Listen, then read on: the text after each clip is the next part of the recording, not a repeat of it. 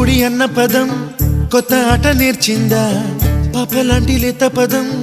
పాఠశాలగా కూనలమ్మ జానపదం పల్లె దాటి వచ్చిందా చవళిల జానతనం పాట చూపగా కుంచెలో దాగే చిత్రాలు ఎదురొచ్చేలా